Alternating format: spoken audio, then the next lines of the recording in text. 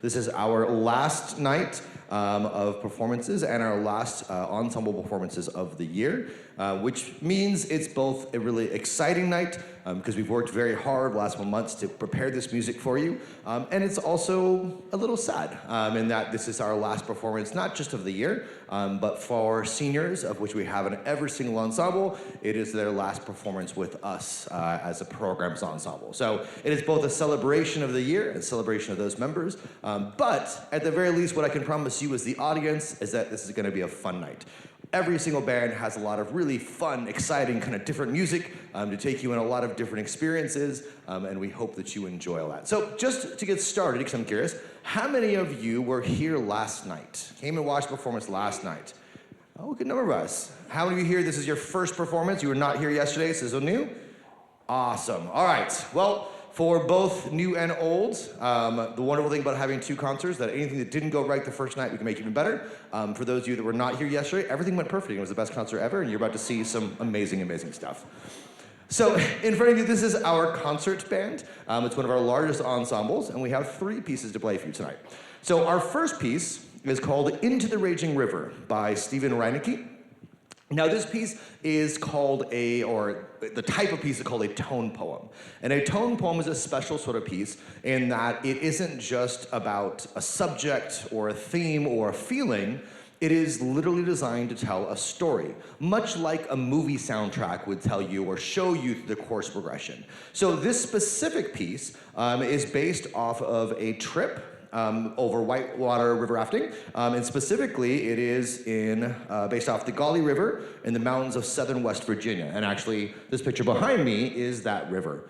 So the story that's set up, and you'll hear all these parts through the story, is that it's early morning, you wake up and you head down to the river, a family gets onto a raft and starts their journey, at first sort of slow, and then they fill some rapids along the way, and then after a little bit of rapids, they have sort of our lunchtime, and things kind of calm down. They're going through this beautiful, beautiful gorge and looking up at these cliff sides, and then comes the real excitement. In the second half of the journey, they end up in really, really turbulent waters, class 4 rapids and waterfalls, which is one of the highest levels and highest danger, ending with this spectacular fall over this, I think it's a 6-foot waterfall. And then we end the journey and we end triumphant and had a great fun day. So you'll hear along the way the sounds of gurgling, you'll hear the sounds of triumph, you'll hear the sounds of sort of danger, and so along the way it's just this story. So imagine, if you will, and we're gonna help you a little bit on this, of that whole movie. Like, play those pictures in your head throughout. So this is, again, Into the Raging River by Stephen Reinecke.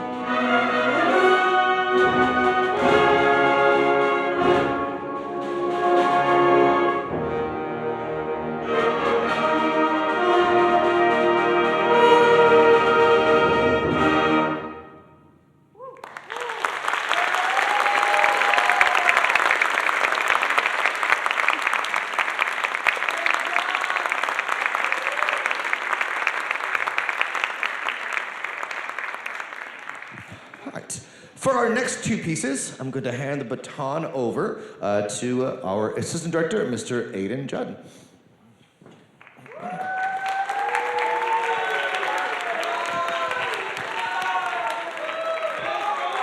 Hello. It's lovely to see you all. So as we go forward with our program today, we have two more pieces for you. First of which is Joy Revisited by Frank Kelly. It's called Joy Revisited because he wrote a piece called Joy, and he was like, this is a good feeling, we should do this again. So here we go. The program notes describe what kind of started this piece and how it kind of developed over the course of writing it. And he talks about when his first child was born, there was just this image in his head of like, okay, this pure, just unbridled emotion of happiness, and how can I manifest that with music? So right when he got home, he just starts writing, and it goes, and it kind of all flows naturally, right? And so parents, obviously, you probably know this feeling. So as we go through this, whether this is your child in this ensemble or any other tonight, think about that emotion and how excited you can be, and just experience that through Joy Revisited by Frank Kelly.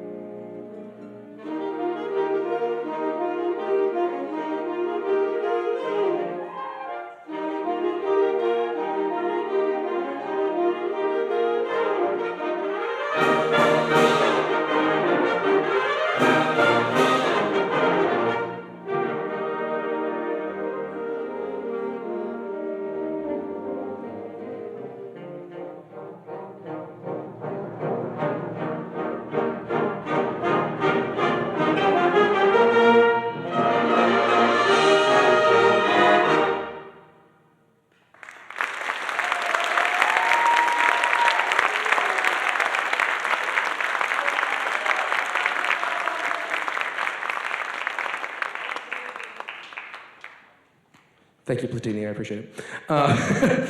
And going forward for our last selection tonight, once again, it being as different as humanly possible, we're going to end with The Pathfinder of Panama. This was written for the Panama Pacific Expo back in 1915 when the Panama Canal was first built over 100 years ago. So something we talk about with the kids all the time, especially with marches, because this is kind of like our favorite thing, is that back in the day, this was like the most popular style of music. So whenever you would go out and be like, oh, I want to hear John Philip Sousa, he's my goat. Like, that was like the best, right? Versus whatever it is now.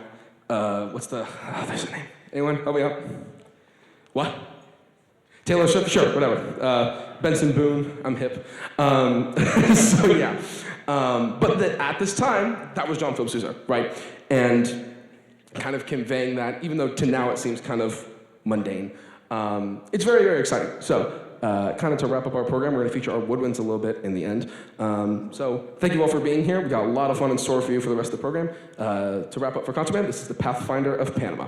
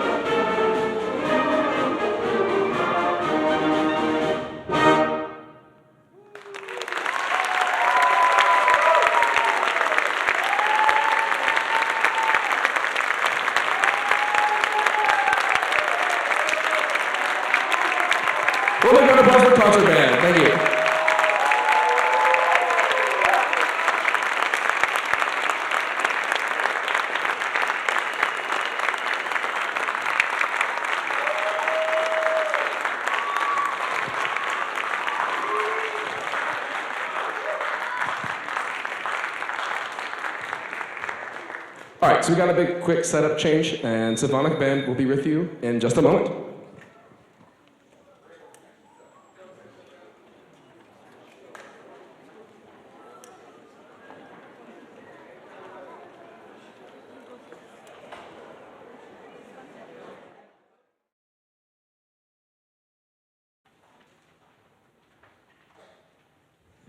On with the show.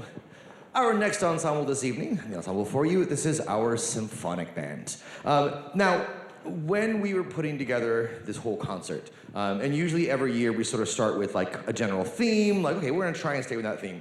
And this particular year, there was no theme. We just started picking music, and after we got through the concert last night, I was thinking to myself, or as we went through, we could have called the concert March, because there are so many marches being played. But what's really unique and interesting, as you'll hear, is that they're all different and all very unique. So while almost every band has a march as part of their program, they're all different kind of takes at that same sort of genre, right? And take that feel. So our first piece is called March Boshum, and this is written by Satoshi Yorisawa, and this is based off of a Japanese folk song. And he wrote this in the style of a march, but I think, as you'll see, there's obviously a lot of influences outside of our typical sort of John Philip Sousa American march, and then sections that really don't fit within that at all, right? So in spirit, it's a march. In practicality, it is a little outside of that. So hope you enjoy March Boshum.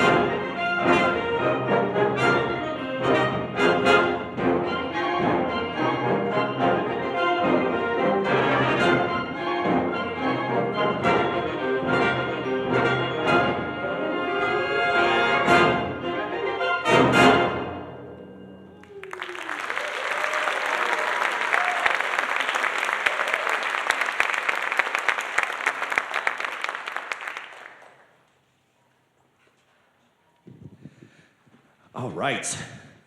Our next piece is by composer Samuel R. Hazo, old favorite composer of mine, lots of wonderful pieces in the library. And this piece is called Hennepin County Dawn, Shrouds of Snow is sort of subtitle. And this is based off of an area in Hennepin County, which is in Minnesota. That area of the United States does get snow and it does have seasons. So he wrote this as the idea of waking up early in the morning and looking out the window and seeing basically new, soft, basically billows of snow, and looking up at the trees and seeing the snows in the trees as the sun slowly rises. So this is a morning in the snow, and actually this picture is a picture of that area. So this is part of Hennepin County in Minnesota, and you get the scene of kind of what we're looking for with it. Now, with this writing, Samuel Hazel is really known for writing. I remember actually one year we worked with him, and there was a piece. I don't actually may have been actually this one. Yes, at the beginning of this piece, it says "with haunting warmth." That is the instructions of how to play it. And when we met with him and we worked with him, I remember a student asked, like, "What does that mean?" Like, I don't know actually, but we're going to see the composer, so why don't you ask him? And his answer to the question was he walked to the piano and just played the first chord. He goes, "That's what I mean." Like, okay, great. And so what he means by this, and as part of his writing, is typically we'll have a major chord which is very, very open, very kind of aesthetically pleasing, right? It's a very sort of happy sound. Can we play a B flat harmony, the first chord? 1, 3, 5, yeah, set up, and ready, first chord of harmony, and.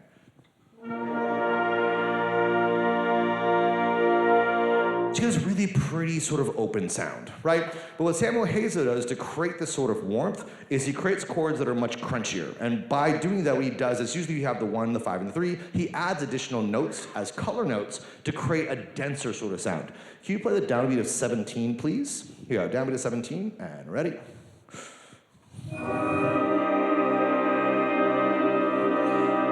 So you get that openness, but you get all these inside notes, these clusters of chords, where it creates a very, very different color, right? And that's what he means by haunting warmth, right? There's this little sense of tension in everything that's being played. So sit back, close your eyes, imagine that early morning, and this is Hennepin County Dawn by Samuel Hazel.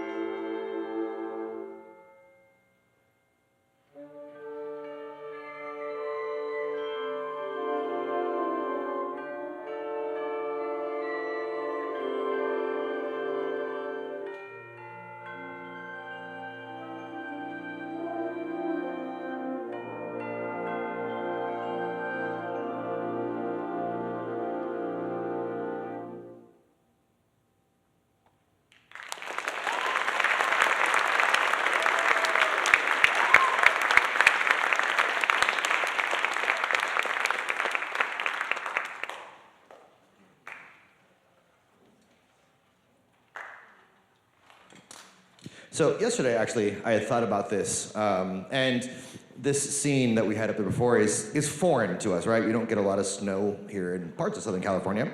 But when I remember growing up, I grew up in Ramona in San Diego, which is kind of out in the boonies. And during the winter, the one place around San Diego that would get snow was either in Julian, right, go and get some apple pies, or up in the Power Mountains. So anytime Julian got snow, we would go up there as kids and spend the day up there and get pie. I remember we would drive through like Santa Isabel, and there's a bakery, Dudley's Bakery. I have vivid memories of this travel, and it was I don't know how long the drive is. For some reason in my head, it was like 14 hours. I'm pretty sure it's nowhere near that long, but as a kid in the back seat, that's what I remember. But as I've gotten older, I've gotten to travel, been to places where it snows for real and there's weather for real, like Chicago. But I was curious because I know that not all of us are here from Southern California. So show of hands, how many of us grew up somewhere where there was real weather? You actually got snow on a regular basis, had to shovel stuff out? Okay. So I suppose with this, you have a different image and a different feeling, like, there's probably moments of like, oh, it's beautiful, and moments of, oh man, again, to go out and shovel the walkway, all those things. But it was just something interesting. It's, as we were talking about the piece, just, things about it. It was an interesting thing because not all of us, have those memories. So our next piece, and our final piece, is by a composer named Alex Shapiro. Now, Alex Shapiro has made a name for herself in the industry by writing some really, really unique pieces. And one of the things that she likes to do is compose what she calls electroacoustic music. And this specific piece, it calls for concert band, or concert wind band, and pre-recorded soundscape. So a lot of her pieces, what she does is she layers all these really cool electronic sounds on top of a wind band score. Now, these are not sounds that can be necessarily replicated in our traditional wind or percussion section. There are unique electronic sounds, right? So if you think of like a Hans Zimmer, like the Batman soundtrack that came out, like those kinds of sounds. They're very electronic, very digital, and it creates a really unique kind of blend and a really exciting blend when you mix the traditional wind orchestra. Okay. Now, the other piece, because it has pre-recorded tracks built into it, I have to wear these headphones to basically keep everything kind of together, because once we start the piece, the tracks are the tracks, right? They don't change tempos. It's like a metronome, and we have to stay in time the entire time because we can't fall away from that. So you'll see me putting these on as we kind of work through the piece so we can hear these things. So it's a really, really cool piece. It's our last evening. I hope you enjoy it. So this is called Lights Out by Alex Shapiro.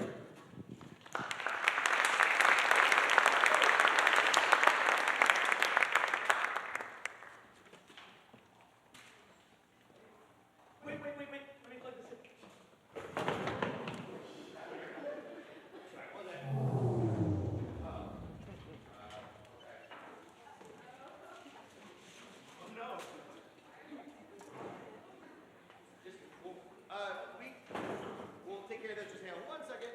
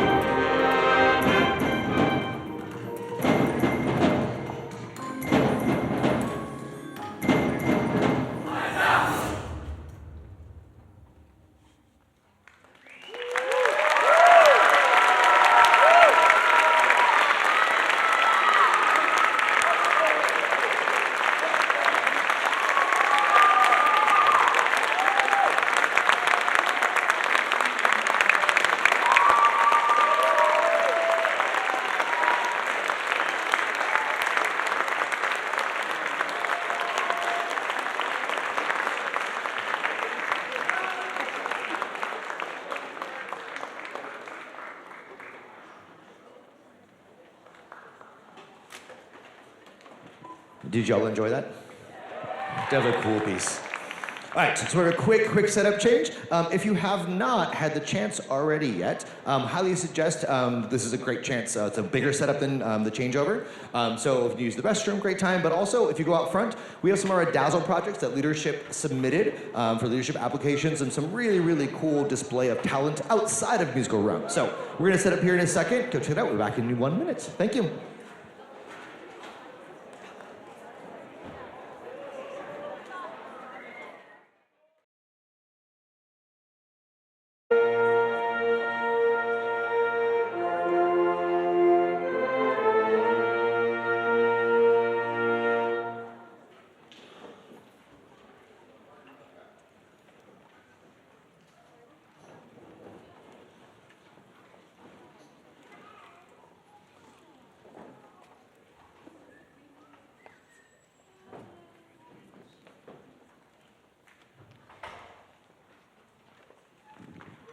All right, our next ensemble this evening is our wind ensemble.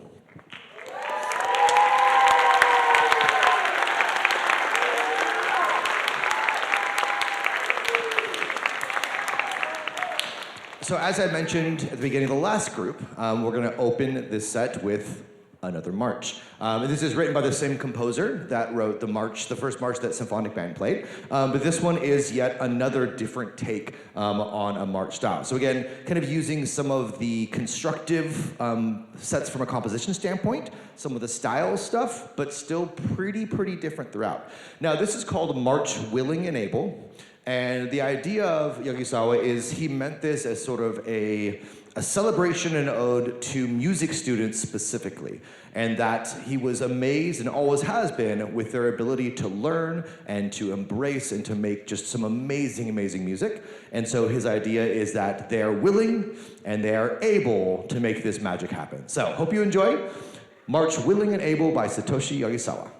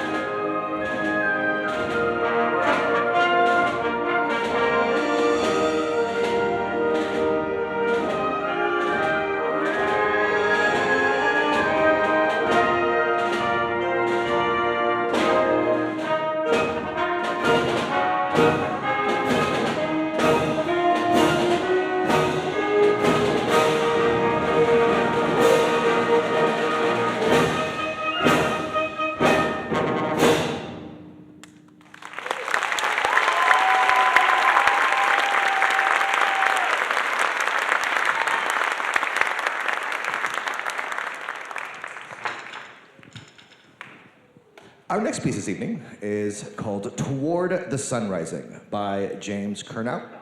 And this piece is very similar in sort of its message, and that James Kurnow didn't think of this piece as literally watching a sunrise like we did in Hennepin County Dawn, but more about kind of marching toward this new day, right? Bright new hopes, bright new responsibilities, just the future being very bright and joyous. And specifically, he wrote it, again, well, different composer, for the youth in music, and looking at that bright future and just the wonderful things that students in music are capable of doing. Now, when we were working this piece, actually just recently, as we were playing the beginning of it, it reminded me of a movie. And now I am at the ripe age, I'm not gonna say old, but a lot of parents out there, I think we're similar in age, that some of my references or some of the things that I remember is well before their time and they just don't remember any of it. And unfortunately, I'm at the point where even some of my colleagues also don't remember the song. I just want to throw this out there so I feel slightly better about myself. I'm hoping this works, but the beginning of this and various parts of it reminds me of a soundtrack of a movie that I remember watching as a kid. And it was an early sort of sci-fi movie that was really cool, and I kind of am inspired to go back and watch it. But how many of you remember or have seen the movie The Last Starfighter? Oh, thank God. Okay, so if you love the soundtrack, I think there are moments that for me it channeled that. It's like, oh, I remember that. So thank you for obliging me. Thank you for making me feel slightly less old. They don't know what they're missing. So if you haven't seen that movie, I highly suggest go and check it out. I remember it being really good. I'm hoping my memory serves and it actually is. But hope you enjoy. This is Toward the Sun Rising by James Kurnow.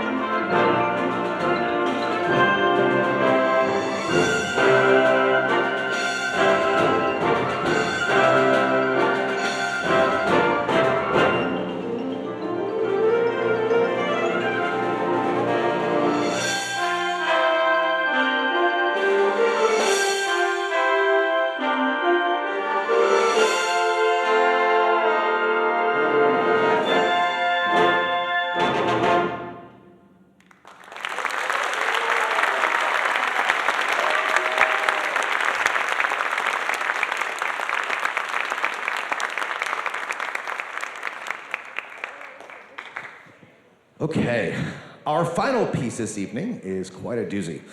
And if you read the program notes, then you're kind of in the know, but I want to make sure for us to really experience this together fully that we all understand this piece.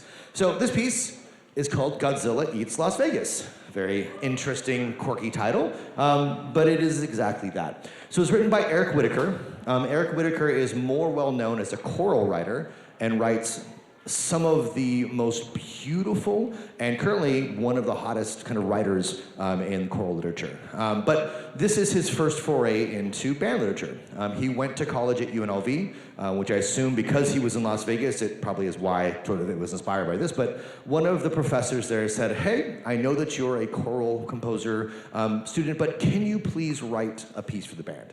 And Eric Whitacre wanted to stretch his wings and said, okay, sure, no problem, I'll do that. And at the time, he had never written for band ever. So he went around to all the different apartments, asked all the different students, hey, can you play for me? What kind of range does your instrument have? And kind of cobbled together this thing. Now, what's really unique about this piece is that it is very programmatic, and it tells this very specific story. And that's where things go a little awry. Now, when I introduced the piece to the students, my only explanation was that it's a silly piece. And that's all there's no other way to explain it other than it's a silly piece. The title alone gives you that idea, but I'm gonna go through the story very quickly so you're able to follow along this whole sort of thing. So here's the story of Godzilla Eats Las Vegas. We open up, think of this as a movie or a play. We're in Las Vegas, right? We have gambling and shows and all these great things happening. Everyone's excited, right? Having a weekend, just having fun in Vegas. And off in the distance, there's this ominous thing. The military is aware something is not quite right. And we're back. We're enjoying end of the evening, everything. We had a wonderful day. Last set of the band closes out, and then Godzilla approaches. And Godzilla proceeds to attack Las Vegas and destroy things, as Godzilla does. And this is obviously a bad thing. The residents of Las Vegas are worried and scared, and they want to repel this monster. And so they raise the only kind of army that Las Vegas can truly produce, which is an army of Elvis impersonators. And the Elvis impersonators go to battle with Godzilla, and of course they lose, because they're Elvis impersonators. They're not, but they lose. Godzilla trounces them, but not before he takes out some of staples amongst the old Vegas scene. So think it's Frank Sinatra and Wayne Newton and Liberace. He takes all of them out. He even takes out a dog for some reason, which oddly in this particular case is going to look like the dog from Taco Bell. Because, you know, he's Godzilla, he's mean. So anyway, he destroys the army. They run away in defeat, and Godzilla is laughing at them like, how dare you? You can't defeat Godzilla. But thus, he's distracted.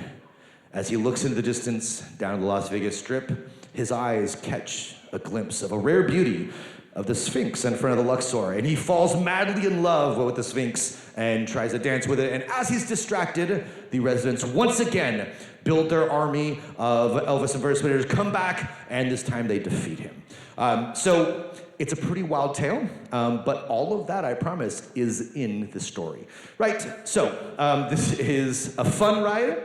Hope you enjoy it, and you'll hear all these little tidbits of those Vegas sounds, along with Godzilla and the army and everything there. So please enjoy Eric Whitacre's Godzilla Eats Las Vegas.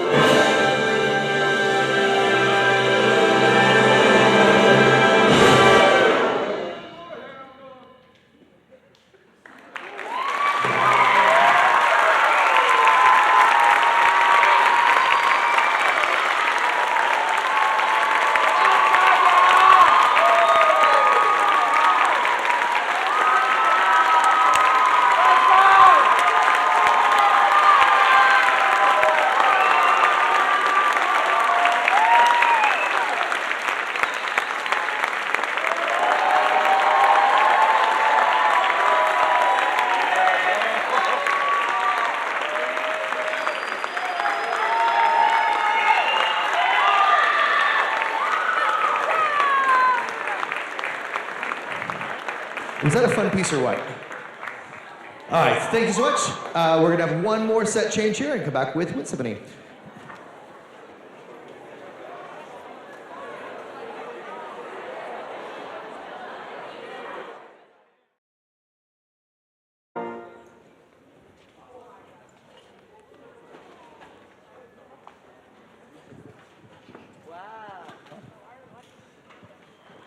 All right, you've made it to the end. This is our last ensemble for the evening, and this is our Wind Symphony.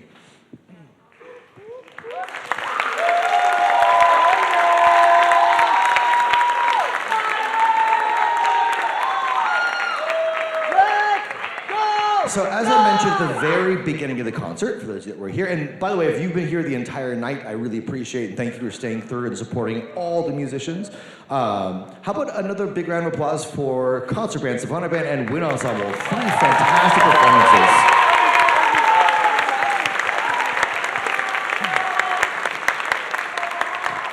So as I mentioned earlier today at the very beginning of the day, tonight is both a celebration of all the hard work and effort through the course of the year and having this last moment to celebrate and play music together, but it's also a little sad, right? Because this is the last performance in these ensembles that our seniors are at, and this ensemble has more seniors than any other ensemble.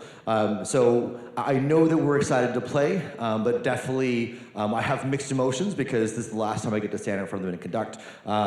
So I'm a little sad about that. But I know you guys are gonna have a great time because there's some really, really fantastic music ahead. So we're gonna start the night with something very exciting, very upbeat, and this is called Clutch. Fanfare for Concert Band. This is written by Andrew David Perkins, who actually is a composer for band, and he also does stuff for film.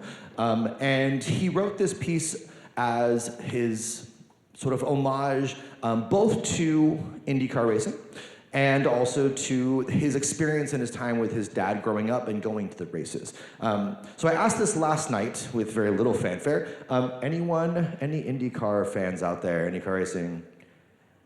Crickets. Okay, well. So all you need to know is this. They're really fast. Those cars go extremely fast. And so I'm gonna read you just a little blurb the composer wrote of what he expected and wanted from this particular piece. Right, so he writes, the competitive spirit inspired me to write a fanfare that pushes the boundaries of tempo, range, and technical command and gives the conductor, performer, and listener a nice adrenaline rush, just like he had when he was watching those Indy races. I also wanted to push myself to write the most exciting, wildly chaotic music that I could imagine. Fast, loud, and a little bit reckless. This is Clutch by Andrew Perkins. Buckle up.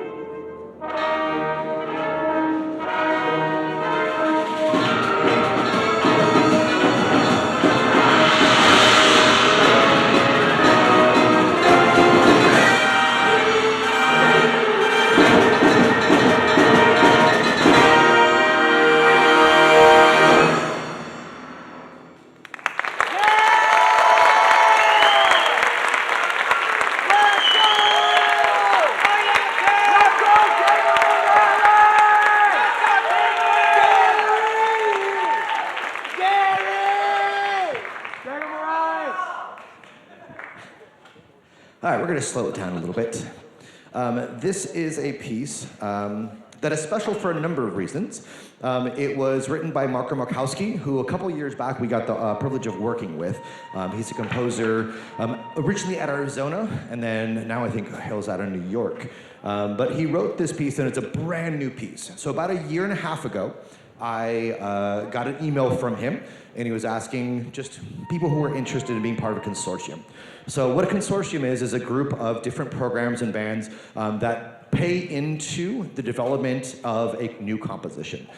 So we paid into it, and about a year later, he delivered on this composition.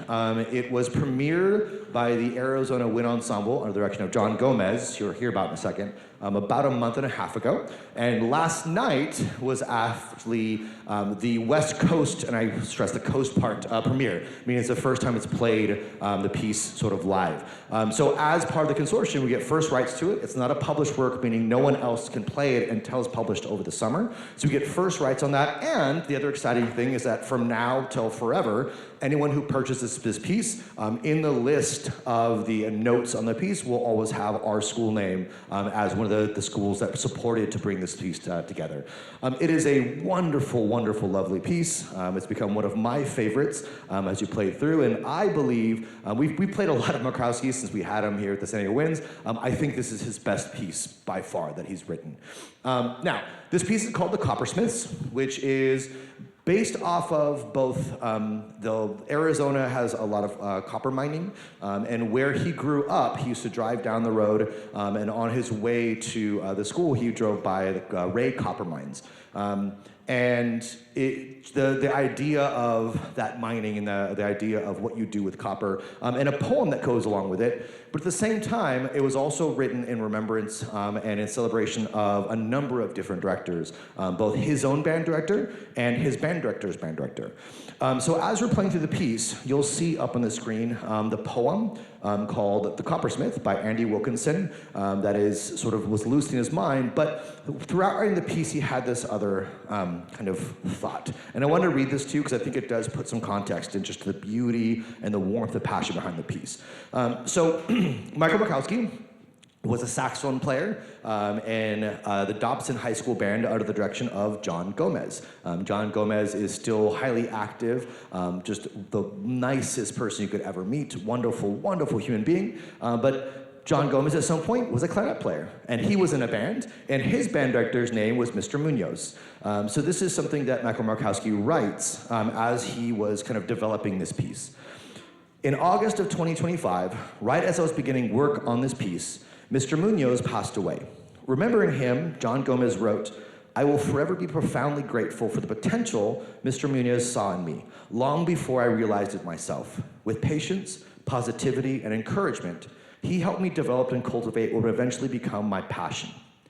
I kept thinking about how grateful I am for my own Mr. Munoz, Mr. Gomez. Grateful to him and to all the people in my life I've been lucky to call teachers and mentors. Like Mr. Munoz before him, John can see something precious deep inside his students. He can sense unrealized potential waiting to be extracted, our hunger to express our true selves and our hope to shine brightly for him.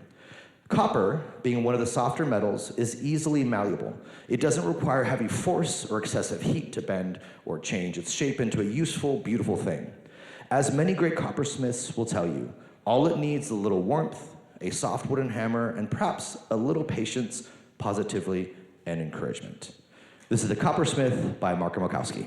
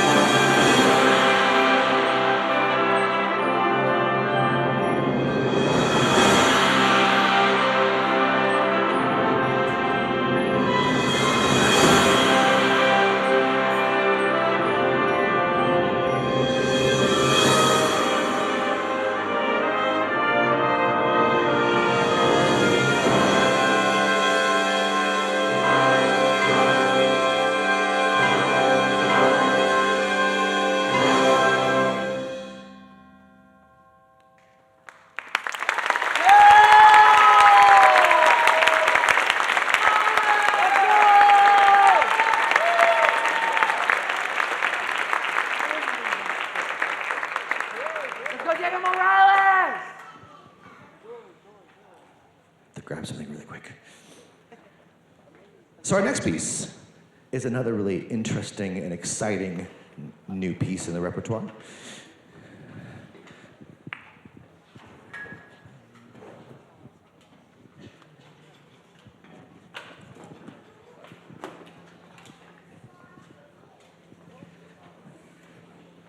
So seldom are we fortunate enough to have the opportunity to premiere a piece, and rarely even more are we able to do two pieces. So tonight we get to premiere another piece. Last night was the world premiere, first time ever played, and tonight would be the second. But if you were not here yesterday, then for all intents and purposes, it's the world premiere for you. So pretend like it didn't happen. We'll just, special about that. So what's so special about this piece is this piece was composed by two of our students. And I'll let you let them talk about it a little bit. But this is a piece that came to life late last school year, toward the very end of the school year. Andrew had started work on this and brought it in. We did some sight reading, and I felt at the moment, even though he wasn't super confident at the time, that there was something there, right? There was some brilliance in those notes that could be expanded upon and made into something. And so I encouraged him to keep working on it, and he did just that. And he employed the help of another musician in the ensemble, and we brought it in and did revision after revision, and came up with something that I think is really remarkable. And especially being the first piece they've written, I think you guys will be blown away. This is also going to mark the wind ensemble conducting debut of one Tyler Sevilla. So as they're talking, I need to go get prepped and try to not miss notes, as I have now got the task of having to play, along with our Mr. Fuji and Mr. Judd as well. So before we start this,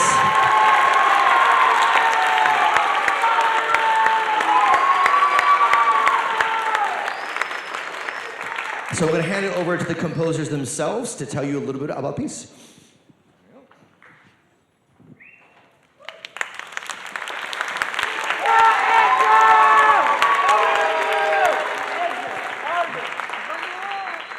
Hey everyone, thank you so much for coming out and listening to our piece. We really appreciate it, first of all. We first like to thank everyone for coming and supporting us, because without you guys, we wouldn't be able to do this, so we really appreciate it.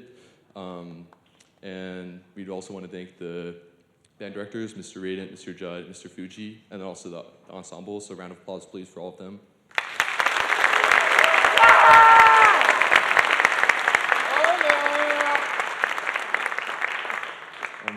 So yeah, I basically started composing when I was in middle school.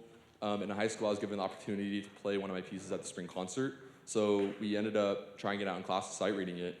And at the end of the class, Arvin came up to me and started giving me a bunch of tips. And instead of just like fixing them myself, I kind of just gave him the file for him to work on it. So yeah, here's the mic for Arvin to talk about. Yeah, hi, I'm Arvin, I'm the other composer. And when I first heard, it was called Unfinished at the time, I was really drawn to the melody, and I really wanted to be a part of the composing process, and I kind of like sneaked my way in there. And Drew was very gracious and gave me the file, and so I originally didn't mean to actually help with the piece beyond like winter break. I kind of thought I would just like edit it, but then eventually we got to a point where neither of us really knew what we were going to do after what had already been written. And so then we were like, oh, we should sit down, and then we exchanged ideas for a while, and the actual composing process took like 2 months, 3 months, and then we've had edits and revisions going as far as last week. So it's been a work in progress throughout this entire year, but it's been a really fun and creative opportunity, and I'm really grateful to have shared this journey with Andrew. And so, yeah, yesterday was the world premiere, and this is, like Mr. Rain said, the second world premiere. But we're really excited that you all could be here and listen to Untitled by me and Drew, conducted by Tyler Sevilla. So another round of applause for the ensemble and the directors and Tyler.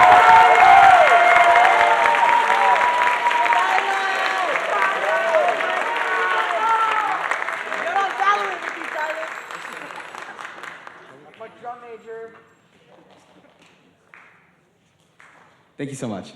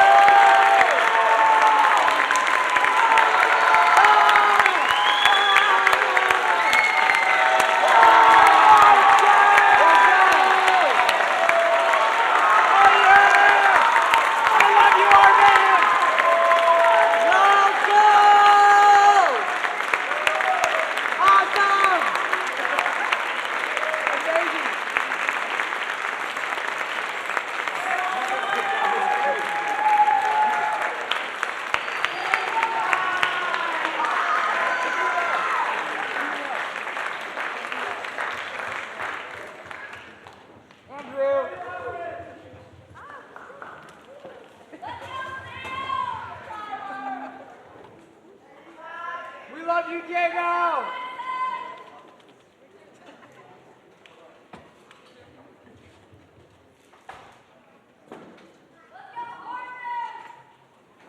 Hey, Gary!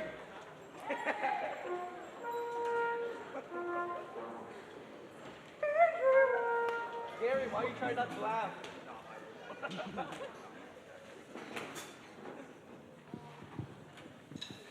Hi, Mona. Our final piece this evening is also truly something special, and for a number of reasons. It's something that means a lot to me, and something that is quite unique and something that we don't ever do. So I have been here at San Marcos High School for just over 20 years.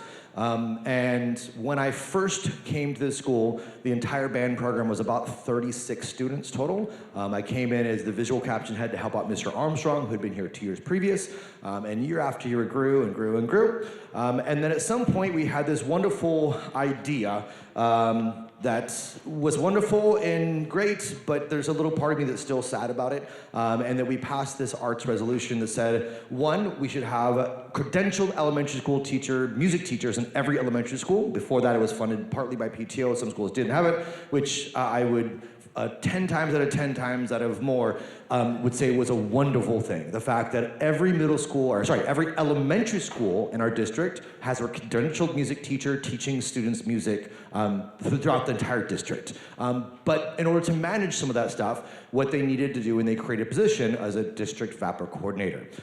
So that year, Mr. Armstrong left to go to the district and left me behind, which I'm not sad about. Obviously, I'm very happy to be here. But that first year that I conducted the Wind Symphony, the top group, prior to that, I conducted concert band and symphonic band and wind ensemble, and Mr. Armstrong only conducted Wind Symphony. But I had picked this piece. I heard it on YouTube. I was in the library over the summer arranging stuff or fixing stuff, and it was like auto playing, and it came to this piece, and I sort of stopped in my tracks. Literally, I just, what the heck is that? And I looked up and tried to find it. And actually, the first time we played it, it was almost impossible to get. It was written by a Japanese composer that we've heard a couple times tonight, Satoshi Yagisawa. And at the time, it was a rental piece. It was really kind of heralded masterwork for him, but you could only get it in Japan, and you could only rent it. And as much as I would try to contact the companies, I couldn't get a hold of anybody. But fortunately, I had a secret weapon. I am half Japanese. My mom's side of the family lives in Japan. So I was able to contact my aunt and said, hey, can you reach out to this company on my behalf, and is there a way we can find this piece? I was just determined to play the piece, and I was gonna play it no matter what. So before I had heard that Mr. Armstrong was going to be leaving, I'd already decided, like, we're playing this for sure. And then it was a gift that I was able to do that with the ensemble the next year. And actually, a side little story of that, Mr. Armstrong, for those who don't know him, loves to travel. Every summer he would go to South America, go down to Costa Rica, and I always had this thing in the back of my head that, like, at some point I would get a phone call, and the phone call would sound like this. So Jeff, bad news, I'm moving to Costa Rica, and good luck. And this is actually right around the time he actually bought a property in Costa Rica. And so the phone call was, so I bought a property in Costa Rica. It was like, oh my God, this is the actual phone call. And it turned out he's like, no, he's leaving the district, or leaving our high school. So I was able to get this piece. It was something that they didn't rent out. They found out it was going to just some random high school in the United States. They said, just give it to them, it's fine. And so we had it for a while, and this is our third time kind of playing this. So it was my first time in front of the top ensemble, and it's a piece that we took with us to Indianapolis when the Wind Symphony played at the National Festival. And the other really big thing is that in the 20 years I've been here, we have never, well, almost never, repeated a piece of music from the spring.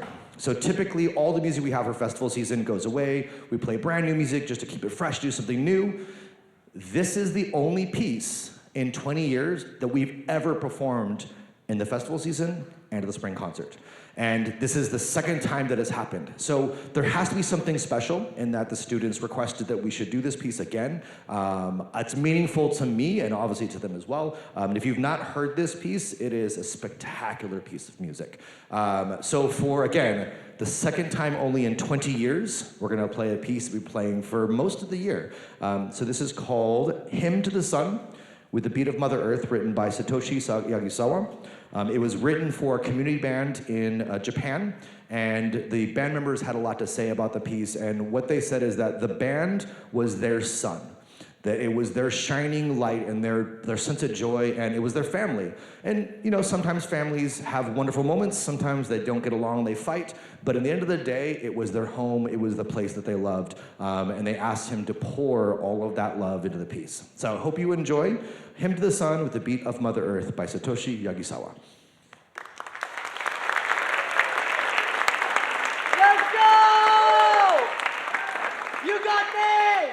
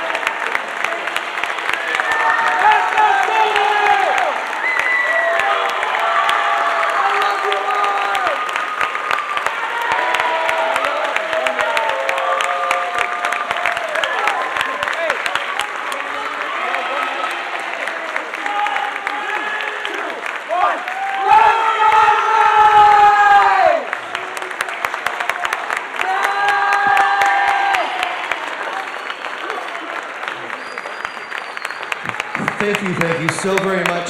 I hope you have a wonderful time at the concert tonight. And join us starting next week on Monday. We have all of our senior recitals.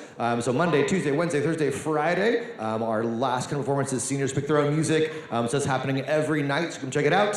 Thank you again for coming out and being such a wonderful, amazing audience. Please drive safe. Have a wonderful weekend. Take care, everyone.